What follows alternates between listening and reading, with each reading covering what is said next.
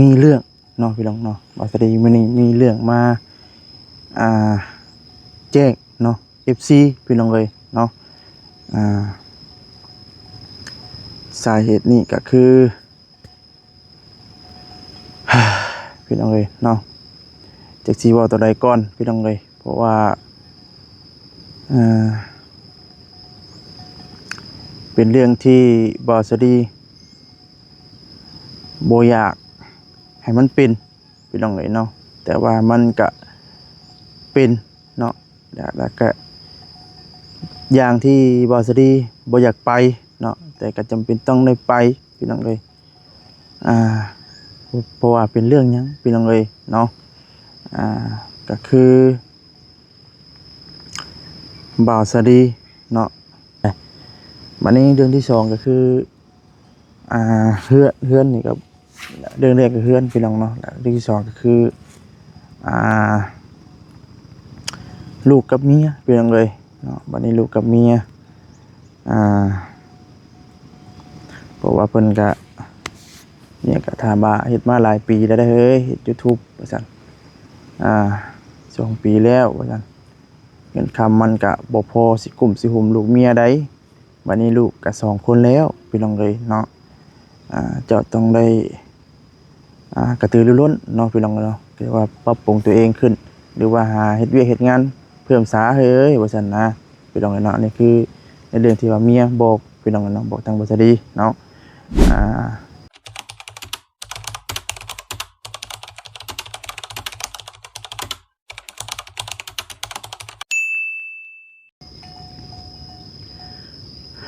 พี่น้องเอ้ยเนาะตัดภาพมามื้อนี้ก็ตอน4 เช้าพี่น้องเอ้ยเนาะกราบทักทายสบายดีเนาะสบายดีพ่อแม่พี่น้อง FC เบิดสุขสู่คนพี่น้องเอ้ยบ่ว่าสิอยู่ในและก็ต่างประเทศพี่น้องเอ้ยเนาะก็ยินดีต้อนรับเข้าสู่ช่องบ่าวสาดีชาแนลอีกแล้วพี่น้องพบกันคือเก่าพี่น้องเอ้ยเนาะมื้อนี้ก็นั่งอยู่หิมคณะพี่น้องเอ้ยเนาะพอดีว่ามีเรื่องเนาะพี่น้องเนาะบ่าวสาดีมื้อนี้มีเรื่องมาอ่าแจ้งเนาะ FC พี่น้องเอ้ยเนาะสาเหตุนี้ก็คือ พี่น้องเอ้ยเนาะจักสิเว้าตัวใดก่อนพี่น้องเอ้ยเพราะว่าเป็นเรื่องที่บ่สดีบ่อยากให้มันเป็นพี่น้องเอ้ยเนาะแต่ว่ามันก็เป็นเนาะแล้วก็อย่างที่บ่สดีบ่อยากไปเนาะแต่ก็จำเป็นต้องได้ไปพี่น้องเอ้ยเพราะว่าเป็นเรื่องหยังพี่น้องเอ้ยเนาะก็คือบ่าวสดีเนาะจักสิว่าจังใดก่อนพี่น้องเอ้ยเนาะคือปัจจุบันนี้ก็คือทางบ่าวสดีเนาะเรื่องที่หนึ่งก่อนก็ได้พี่น้องเอ้ยเนาะก็มีหลายเรื่องเล่าวอยู่พี่น้องเนาะก็สิมาแจ้งเนาะพี่น้อง FC หรือว่ามาจักสิว่าจังใดเนาะมันตื่นตันแฮงพี่น้องเนาะมันเป็นที่ว่าหนักอกหนักใจเนาะจากบ่าวสดีพี่น้องเอ้ยเนาะก็คือเปลี่ยนกล้องใหม่มันคือย้อนแสงได้พี่น้องเอ้ยเนาะเบิ่งก็ค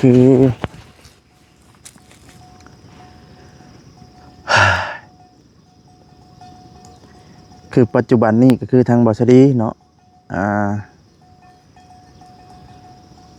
อยู่น้ำพุน้ำเมพี่น้องเอ้ยเนาะหลักๆก็คืออยู่น้ำพุน้ำเมบัดนี้เรือนสารนันเป็นทางบ่าวสดีนี่ก็ยังบ่มีพี่น้องเอ้ยเนาะคือเฮาสิอยู่น้ำพุน้ำเมแต่ละตลอดไปนี่ก็คือสิบ่ได้เนาะเพราะว่า1คือทางบ่าวสดีนี่ก็มีครอบมีครัวแล้วพี่น้องเอ้ยเนาะมีครอบมีครัวบัดนี้ทางบ่าวสดีมีลูกก็2 คนพี่น้องเอ้ยเนาะบัดนี้การเวียกงานเนาะในเรื่องการถ่ายคลิปพี่น้องเอ้ยเนาะเรื่องเรือนสารเดินเป็นของทางบ่าวสดีนี่ก็บ่มีดินดอนตอนหญ้าก็บ่มี ในเรื่องเฮือนพี่น้องเอ้ยเนาะอ่าเพราะว่าเฮาก็อยากมีอยู่เฮือนเป็นของเจ้าของก็มาเฮ็ดมาสร้างมาซาแต่ละปีเนาะก็ยังคือเก่าเนาะยังบ่มีเงินที่สิเก็บสิฮ้อนเนาะเฮ็ดเฮือนเฮ็ดซ่านพี่น้องเอ้ยอ่าถือว่าในเรื่องเฮือนเรือนซ่านนี่ก็จักสิว่าจังใดพี่น้องเอ้ยเนาะจักสิอธิบายจังใดเนาะเพราะว่าเฮาก็สิอยู่นำพ่อนำแม่ต่อไปก็บ่ได้ก็บ่ได้พ่อแม่เพิ่นก็บ่ได้ให้บ่ได้ติบ่ได้ว่าหยังหรอกพี่น้องแต่ว่าทางบริษัทนี่ก็อ่าอยากมีเฮือนเป็นของเจ้าของแต่ว่า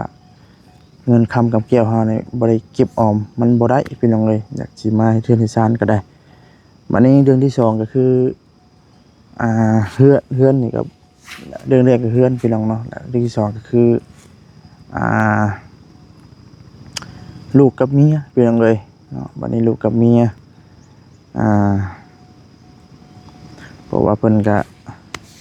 เนี่ยก็ถามว่าเฮ็ดมาหลายปีแล้วเด้อเฮ้ยเฮ็ด YouTube ว่าซั่นอ่า2 ปีแล้วว่าซั่นเงินคำมันก็บ่พอสิกุ้มสิหุมลูกเมียได้บัดนี้ลูกก็2 คนแล้วพี่น้องเอ้ยเนาะเจ้าต้องได้กระตือรือร้นเนาะพี่น้องเนาะคือว่าปรับปรุงตัวเองขึ้นหรือว่าหาเฮ็ดเวียกเฮ็ดงานเพิ่มสาเฮ้ยว่าซั่นนะพี่น้องเนาะนี่คือในเรื่องที่ว่าเมียบอกพี่น้องเนาะบอกทางบริษัทดีเนาะอ่า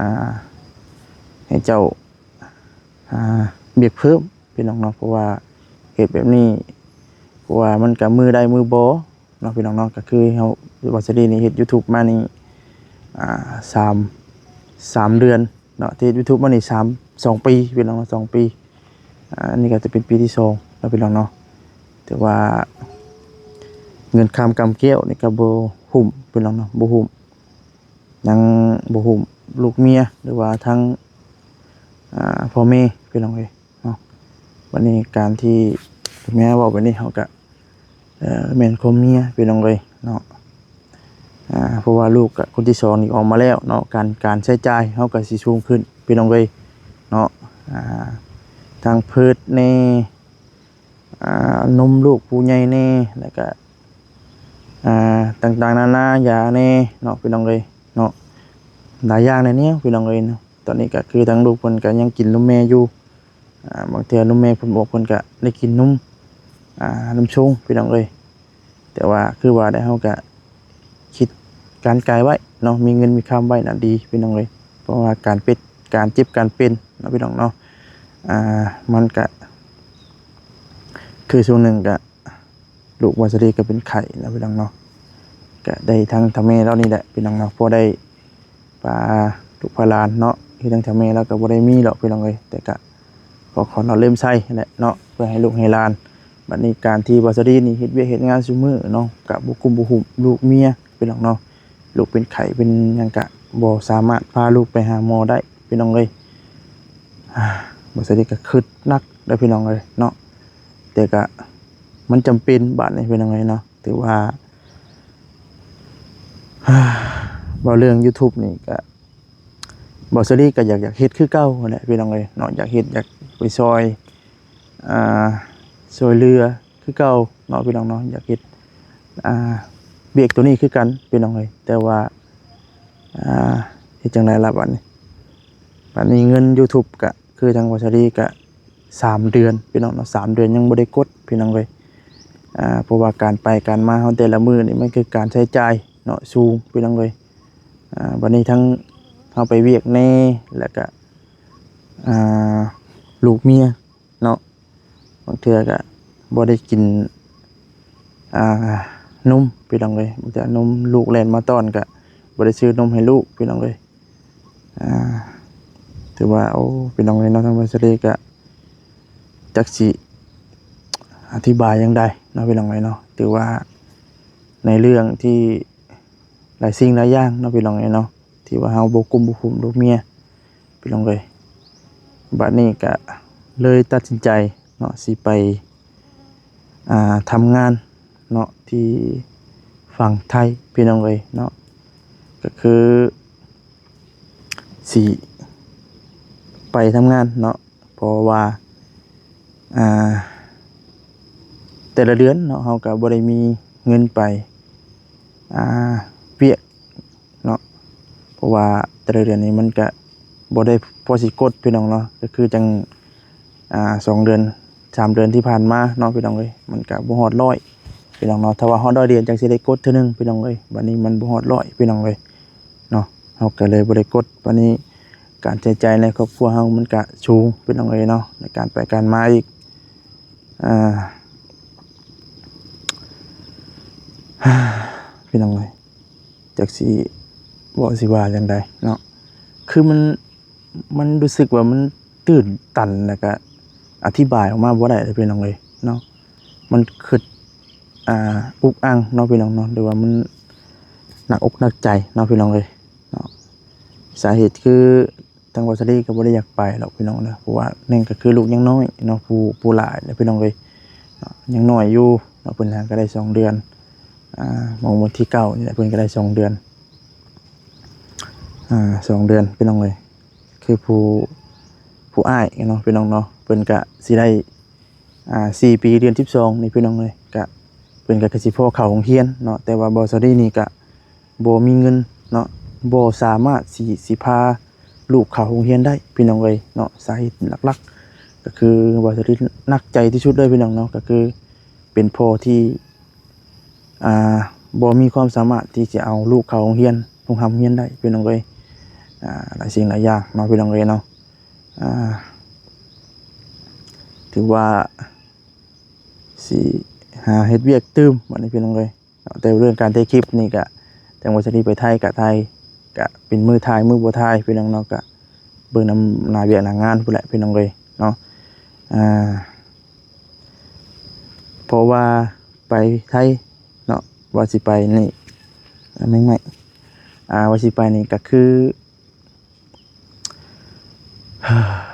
สิ้นเดือนเนาะพี่น้องเนาะสิ้นเดือนนี้ก็ไปนี่ก็แม่นว่าสิได้สิ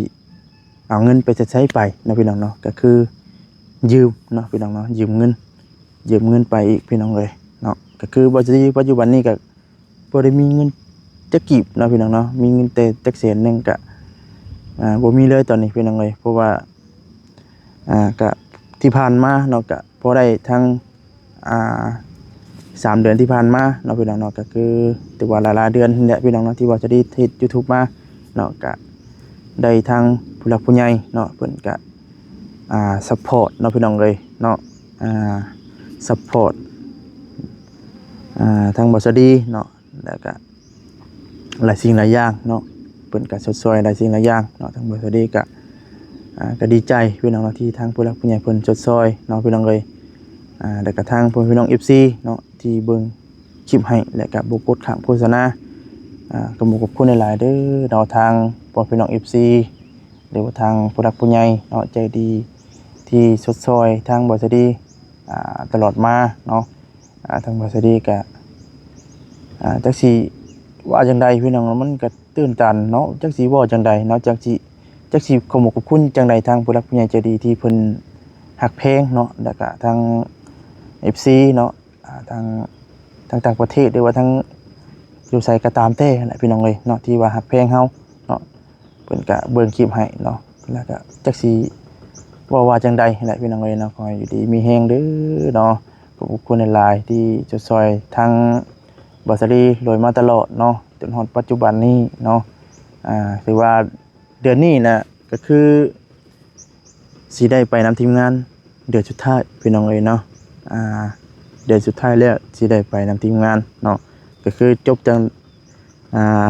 สิ้นเดือนนี้เนาะทางบริษัทดีก็สิได้เก็บข่าวโครงเนาะและขามโค้งบัดนี้พี่น้องเอ้ยเนาะไปเฮ็ดเวียกอยู่ฝั่งไทยพี่น้องเอ้ยแต่ว่าเนาะก่อนสิไปเฮ็ดเวียกนี่ทางบริษัทดีก็สิ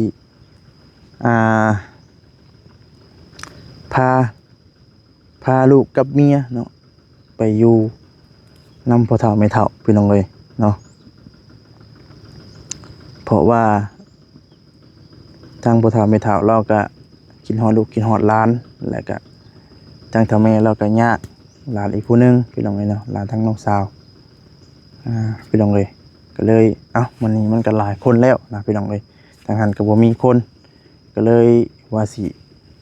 เอาลูกกับเมียนี่ไปอยู่ นำบ่เฒ่าไม่เฒ่าก่อนพี่น้องเอ้ยเนาะสามบ่จะได้ไปหาเงินหาคำได้เนาะอ่าแต่ว่าเงินคำกำแก้วนี่สิพาลูกเมียไปนี่ก็ต้องอ่าได้ยืมเงินไปอีกได้พี่น้องเอ้ยจะสิหายืมอีกพี่น้องเอ้ยเป็นหนี้นะพี่น้องเนาะว่าไงก็เป็นหนี้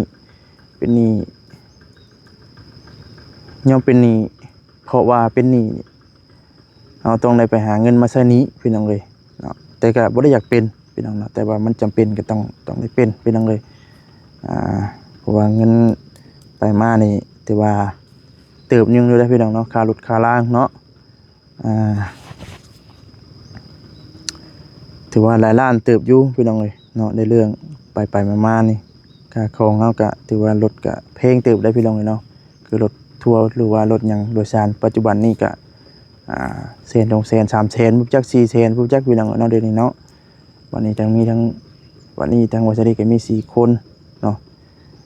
4คนพี่น้องเอ้ย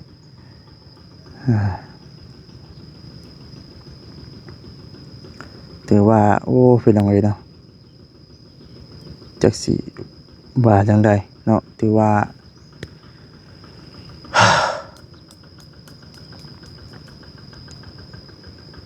คือจักสิเว้าคำใดเนาะพี่น้องเอ้ยมันตันแห้งนะพี่น้องเอ้ยเนาะมันตื้นตันแห้งมันจักสิอธิบายจังใดเนาะก็คือในทีมงานนี่ก็ทางบริษัทก็ฮักเพลงเบิดทุกคนบ่ได้หายบ่ได้เครียดบ่ได้หยังพี่น้องเนาะก็อยากไปนำทีมงานคือเก่าแหละพี่น้องนี่แต่ว่าเฮา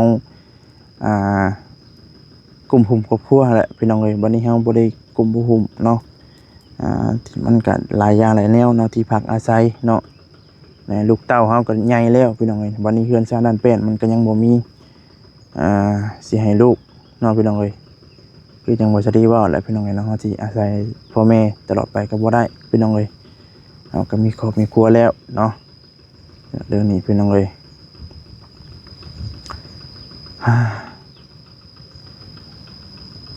ถ้าว่าเฮามีธุรกิจเนาะพี่น้องเอ้ยธุรกิจเป็นของเจ้าของเนาะหรือว่ามีแนวเฮ็ดในเรือนในซานด้านเป็นเฮานี่ก็สิได้อยู่พี่น้องเนาะเปียกแต่ว่าบัดเฮาบ่มีแนวเฮ็ดพี่น้องทุนเฮาบ่มีเนาะในการค้าการขายก็ถือว่าถ้าว่าได้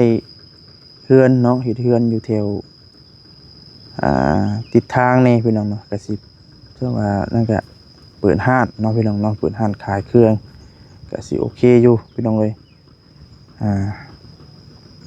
เพราะว่าเฮาก็สิได้มีแนวฮิตเนาะก็สิได้มีรายได้เข้านะพี่น้องเนาะมันได้รายได้เข้าหลายๆทางพี่น้องเลยในเฮาถ่ายแต่โดยเฉพาะ YouTube นี่มันบ่ไหวพี่น้องเลยเนาะถือว่ามันก็โอ้คือนี่แหละเนาะ3 เดือนพี่น้องเนาะบ่ได้กดแต่ว่าเฮาได้ทีละเดือนละ40 ล้าน50 ล้านนี่สิกุ้มอยู่พี่น้องวันนี้มันเดือนละ2 ล้านเนาะบางทีก็เราดีก็ได้2 ล้านพี่น้องเนาะ2 ล้านก็ในครอบในใส่ในครอบครัวกับเบิดเลยพี่น้องเลยเนาะ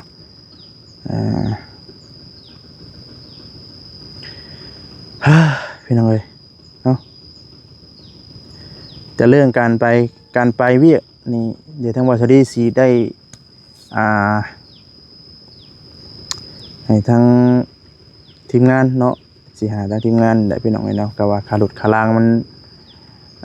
มันแพงเนาะพี่น้องเนาะค่ารถค่าล่างมันตัดทวนแพงนี่ก็อย่างนึงมันก็แอดแน่เนาะพี่น้องเนาะบ่ดูเขาก็ยังน้อยแน่สิได้หาทางทีมงานเนาะหรือว่าทางบริษัทเฮาไปส่งเนาะแล้วก็สิค่าน้ำมันนี่ก็ถือว่าก็มีอยู่ประมาณ1 ล้าน 2 ล้านพี่น้องเนาะ2-3 ล้านขึ้นไปเนาะเพราะว่าไกลเติบได้พี่น้องเนาะ8 ชั่วโมงเนาะจากบ้านนี่แหละบ้านบาสดีไปหาบ้านเมียพี่น้องเนาะ8 ชั่วโมงเนาะ8 หรือ 6นี่แหละพี่น้องเนาะประมาณนี้เนาะถือว่าโดนเติบได้พี่น้องเนาะแต่ว่าเฮารถ รถเฮาอันรถมันหยังก็พี่น้องเอ้ยเพิ่นเอิ้นหยังก็ถ้าว่าเฮารถส่วนตัวเนาะไปเอกก็สิบ่โดนปานใดดอกว่าเนาะพี่น้องเอ้ยเนาะแต่ว่าเฮาเอารถจะว่าจะได้ไปรถโดยสารนี่8ชั่วโมงพี่น้องเอ้ยเนาะซ้ำไปไทยพุ่นแหละพี่น้องเอ้ยถ้าว่ามีเงินก็อยากหาพี่น้องเนาะทางทีมงานไปส่งพี่น้องเอ้ยไปส่งเมียแล้วก็สิกลับมาแล้วก็ไปไทยบัดนี้พี่น้องเอ้ยเนาะจังไดก็ไปแหละได้สิได้ไปถามไทยเบิ่งทั้งบ่แซ่เพิ่นก่อนพี่น้องเอ้ยเนาะ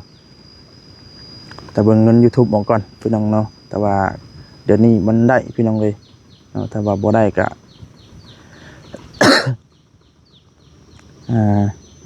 ยืมหายืมนี่ยืมสิน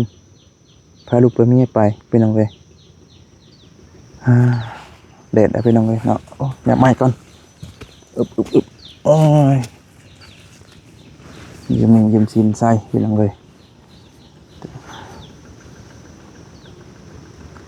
ถือว่า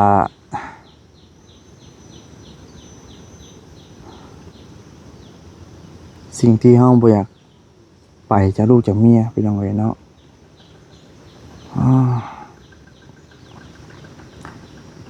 เป็นห่วงเนาะห่วงลูกเมียทั้งพี่น้องเอ้ยแต่ว่าคือว่าแหละพี่น้องเนาะเฮาก็หน้าที่เนาะพี่น้องเนาะ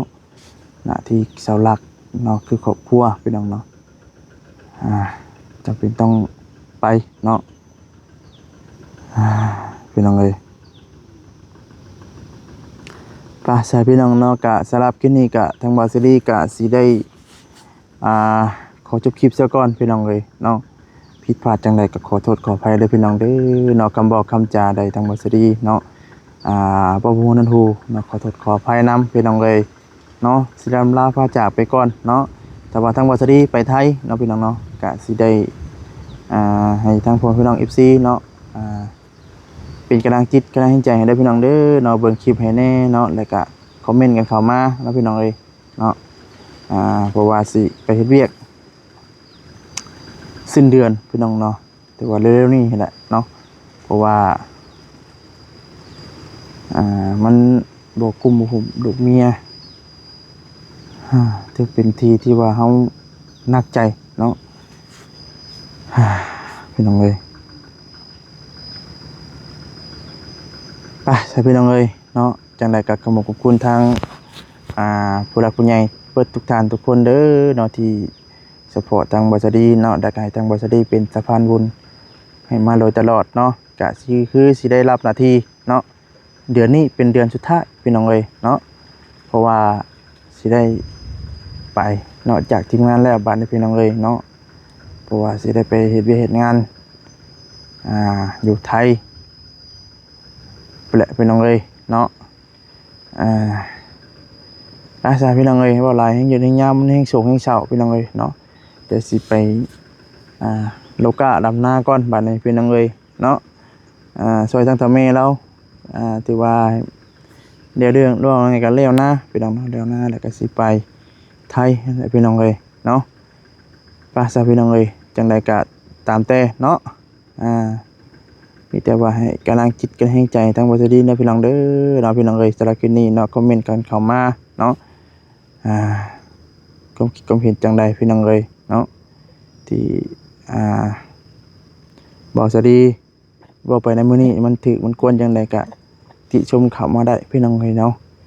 นี่ก็เป็นเรื่องที่ว่าบริษัทดีนักอกนักใจที่สุดพี่น้องเอ้ยแล้วก็อยากมา